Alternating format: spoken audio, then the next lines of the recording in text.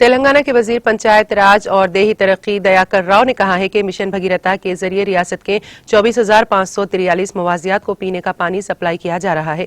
वजीर मौसूफ ने budget session के मौके पर अरकान की जानिब से पूछे गए सवालात का असेंबली में जवाब देते हुए कहा कि इस स्कीम की तोसी कोत्तागुडम जिले तक अमल में लाई गई है।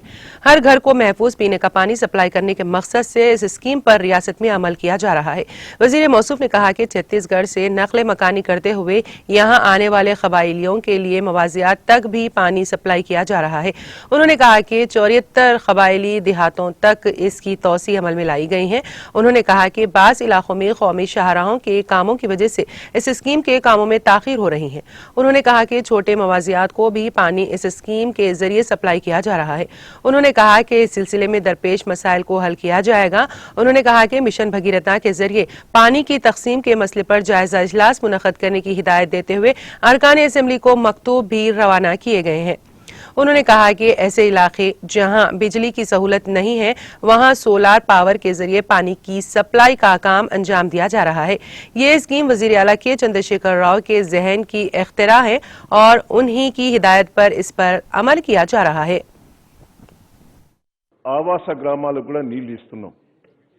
గిరిజన గూడాలకు కానీ ఆదివాసులు ఉన్న చిన్న చిన్న 10 ఇండ్లకు కూడా కొన్ని దిక్కుల్లో అయితే కొత్తగూడెం మండలంలో 2 గ్రామాలు ఉన్న 5 కిలోమీటర్లు 8 కిలోమీటర్లు కూడా తీసుకుపోయి నీళ్లు ఇవ్వడం జరుగుతున్నది.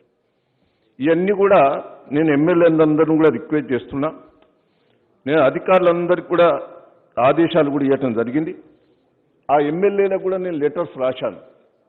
ప్రతి నియోజకవర్గం లోపల రివ్యూ మీటింగ్ పెట్టి మీరు ఇవన్నీ కూడా పూర్తి చేసి ఏర్పాటు చేయమని కూడా నేను లెటర్స్ కూడా స్వయంగా రాశాను. అధికారులను కూడా మీ దగ్గరికి తోలాను.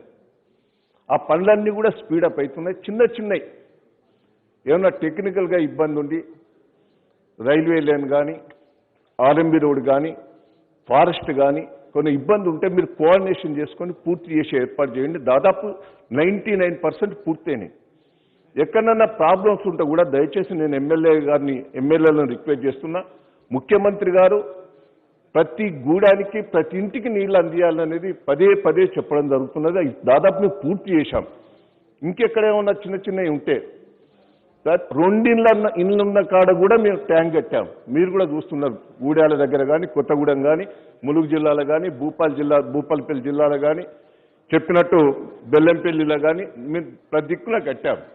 మీకేమైనా ప్రాబ్లమ్స్ ఉంటే దాని మీద లెటర్ మీద తయారు చేసి మాకు ఇవ్వని చెప్పాం. మేము కూడా ప్రతి రివ్యూ చేస్తున్నాం. కరెంటు లేని కాడ కూడా కొన్ని దిక్కుల కరెంటు లైన్ లేదు. అక్కడ కూడా సోలార్ పవర్ తోటి ఆడ పెట్టి ఆడ కూడా నీళ్ళు ఇవ్వటం కూడా జరుగుతున్నది. చాలా దిక్కులు జరుగుతున్నాయి. మేము కొత్తగూడెం మండలంలో ఎక్కువ శాతం